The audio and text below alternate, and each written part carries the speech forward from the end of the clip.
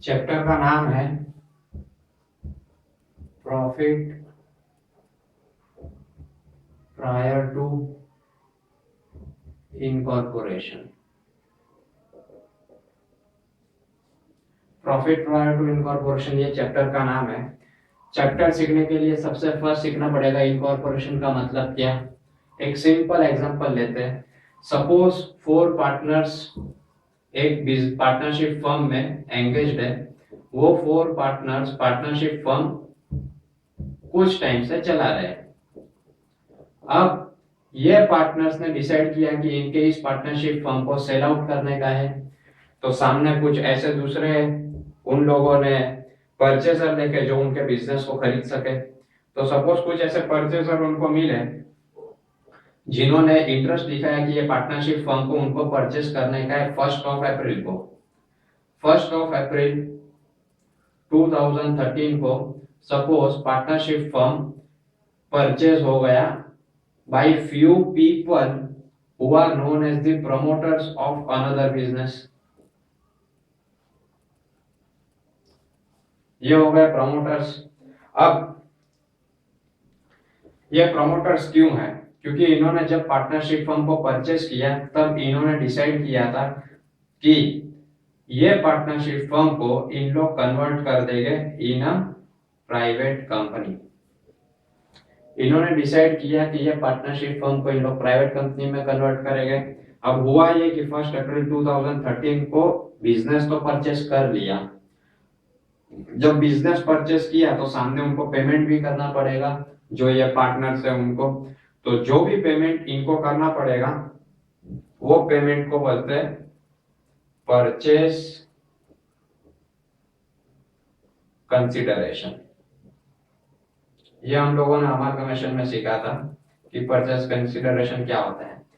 तो the purchaser is giving payment towards the purchase of business.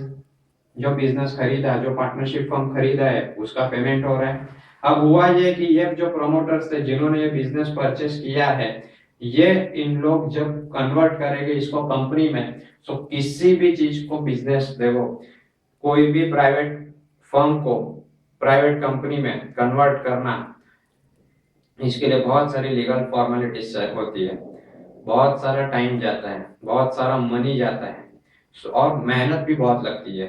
तो it is laborious, time consuming, it is expensive. Suppose in लोगों ने यहाँ से procedure start किया और उनको रजिस्ट्रेशन गवर्नमेंट के तरफ से मिला, ये फर्म को कंपनी में बदलने का जो परमिशन है, ये जो सर्टिफिकेट उनको मिला, वो सर्टिफिकेट मिला सपोज 1 अक्टूबर 2013 को। यहां पर यह फर्म बन गया प्राइवेट कंपनी।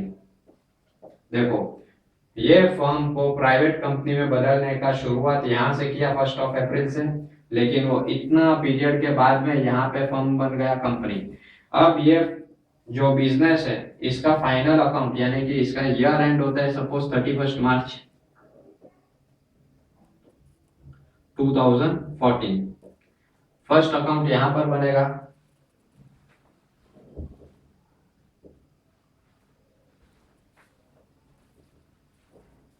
तो यहां पर फर्स्ट ईयर फिनिश होगा।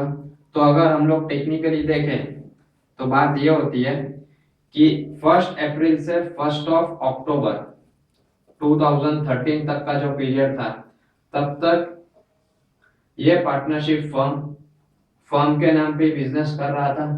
लेकिन 1 अक्टूबर 2013 के बाद में ये फर्म बन गया कंपनी। अब जब यहाँ पे एट द एंड प्रॉफिट बनेगा, जब भी हम लोग फाइनल अकाउंट बनाएंगे, P&L अकाउंट बनाएंगे, ट्रेडिंग अकाउंट बनाएंगे, बैलेंस शीट बनाएंगे, तो जब नेट प्रॉफिट में हम लोग प्रॉफिट फाइंड आउट करेंगे तो ये प्रॉफिट 2 पीरियड से बिलोंग करेगा। एक पार्टनरशिप फर्म का जो पीरियड था वो, और दूसरा ये कंपनी बन गई वो। जिस दिन यहाँ पर गवर्नमेंट ने एक्नॉलेज किया कि ये फर्म अभी से कंपनी बन जाएगी, तो गवर्नमेंट इसको सर्टिफाई करता है बाय गिविंग इनकॉर्पोरेशन सर्टिफिकेट। तो जिस दिन इनकॉर्पोरेशन सर्टिफिकेट मिलता है उस दिन वो बिजनेस कंपनी कहलाता है। दैट मीन्स कंपनी का जन्म होता है बिकॉज ऑफ इनकॉर्पोरेशन सर्टिफिकेट।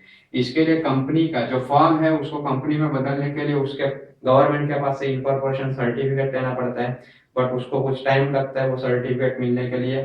तब तक ये जो बिजनेस में है, जो प्रमोटर्स है, जिन्होंने बिजनेस को परचेस किया है, पार्टनरशिप फर्म को परचेस किया है, वो लोग ये पार्टनरशिप फर्म के नाम पे बिजनेस चलाते हैं up to the date of incorporation. From the date of incorporation ये बिजनेस तो वैसे ही चलते रहेगा, लेकिन ये कंपनी के नाम पे चलने लगता है। तो अपने पास इस प्रकार से दो टाइम फ्रेम आ रहे हैं।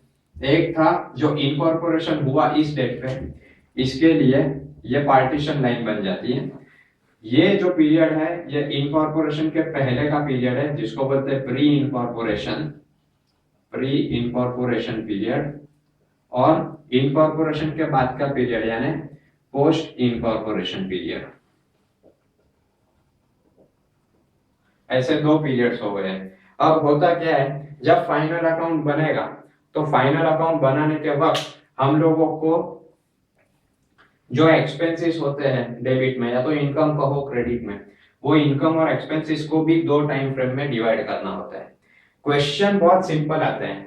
क्वेश्चन कैसे आएगा, तो क्वेश्चन में आपको क्या दिया होगा, क्वेश्चन में आपको एक solve final account P&L account दिया रहेगा, credit side and debit side, पूरे एक्सपेंसेस इनकम, यानी पूरा P&L अकाउंट सॉल्व करके दिया है, वही P&L अकाउंट को फिर से सॉल्व करना है।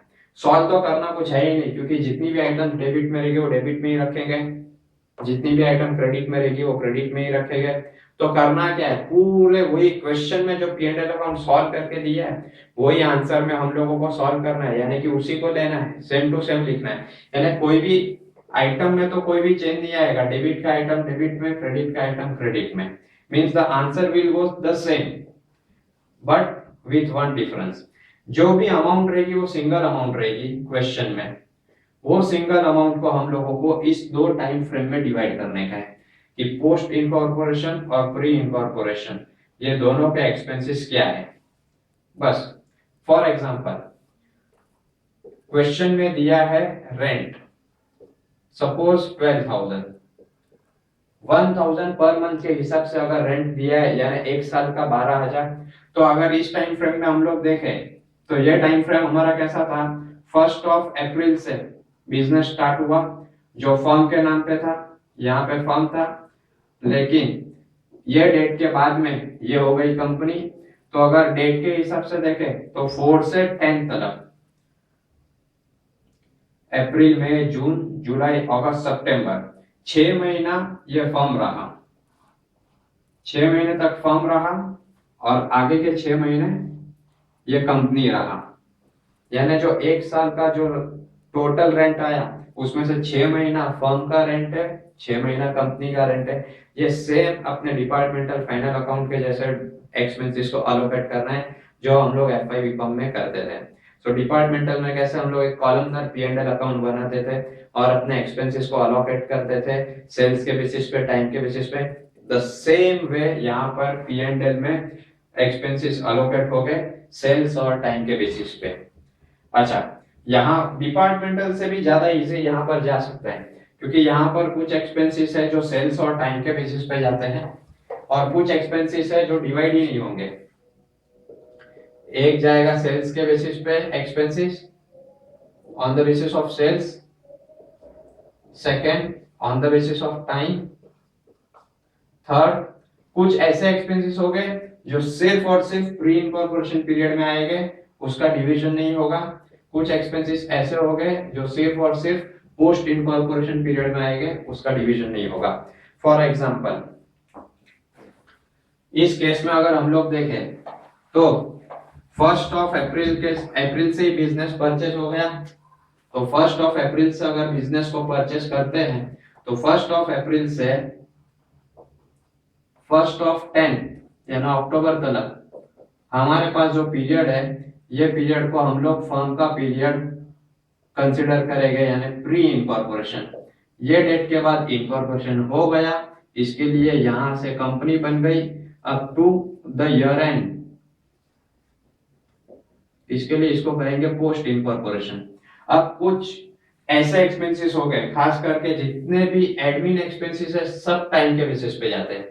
एडमिनिस्ट्रेशन एक्सपेंसेस तो ऑफिस सैलरीज है, sorry office audit fees, printing and stationery, postal and telegram, जितने भी है वो हमारे टाइम के बेसिस पे। तो टाइम कितना लग रहा है, प्री इंकॉर्पोरेशन का 6 मंथ्स, पोस्ट इंकॉर्पोरेशन का 6 मंथ्स, तो 6:6 यानी 1:1 में दोनों में शेयर होगा, रेंट वगैरह। अब कुछ ऐसे एक्सपेंसेस है जो सेल्स के बेसिस पे जाएंगे, तो सेल्स एक्सपेंसेस जितने भी है वो सेल्स के बेसिस पे जाएंगे कि दोनों पीरियड का सेल्स कितना है उसके बेसिस पे सेल्स एक्सपेंस जाएंगे।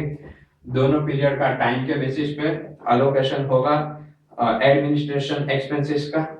कुछ ऐसे एक्सपेंस हो गए जो अलोकेट हो गए नहीं, सिर्फ प्री में ही रहेंगे। फॉर एग्जांपल कुछ फर्म के ही एक्सपेंस है जो वो कंपनी बेयर नहीं करेगी, फर्म के खुद के है या तो पहले के पीरियड से बिलोंग करता है और वो अभी एक्सपेंस के तौर पे या तो लॉस के तौर पे जनरेट हुआ। फॉर एग्जांपल पहले 3 साल पहले सेल्स किया था, वो कस्टमर अभी बैड डेट्स जनरेट कर रहा है, तो फिर वो कंपनी बेयर नहीं करेगी, क्योंकि 3 साल पहले तो इनकॉर्पोरेशन के पहले का पीरियड हुआ, तो पहले का पीरियड फर्म का पीरियड है, तो वो ऐसे लॉसेस सिर्फ फर्म में जाते हैं। और कुछ ऐसे हैं जो सिर्फ और सिर्फ पोस्ट में रहेंगे, फर्म में नहीं आएंगे, सिर्फ यहाँ पर रहेंगे। फॉर एग्जाम्पल डायरेक्टर्स फीस, ये एक ऐसा एक्सपेंस है जो कंपनी का है, क्योंकि डायरेक्टर कंपनी बनने के बाद बनते हैं। ये तो फर्म था, फर्म तो पार्टनरशिप फर्म में पार्टनर्स होते हैं, डायरेक्टर्स नहीं, कंपनी में डायरेक्टर्स होते हैं। इसके लिए यहाँ जो भी एक्सपेंसेस कंपनी के होते हैं, director fees, share issue expenses, जैसे शेयर इश्यू कौन करता है, तो कोई फर्म तो शेयर नहीं बेचते, कंपनी शेयर्स बेचती है, तो ये कंपनी का एक्सपेंस हुआ। डिवेंचर इश्यू करने का एक्सपेंसेस, डिवेंचर होल्डर को इंटरेस्ट देने का एक्सपेंसेस, ये कुछ ऐसे एक्सपेंसेस है जो कंपनी के एक्सपेंसेस है। तो जो कंपनी के एक्सपेंसेस हो गए वो सिर्फ और सिर्फ पोस्ट में आएंगे, ये हमारे प्री में नहीं आ सकते, यानी कि उसका अलोकेशन नहीं होगा। बस दीज आर दी 4 थिंग्स, ये चारों में हमको एक्सपेंसेस को देना है। जैसे ये दोनों में हम लोगों को सेल्स रेशियो और टाइम रेशियो पहले फाइंड आउट करने का है, एक्सपेंसेस को उसमें अलोकेट करना है। कुछ ऐसा एक्सपेंसेस जो अलोकेट हो गई नहीं, एक पर्टिकुलर कैटेगरी में वो आएंगे।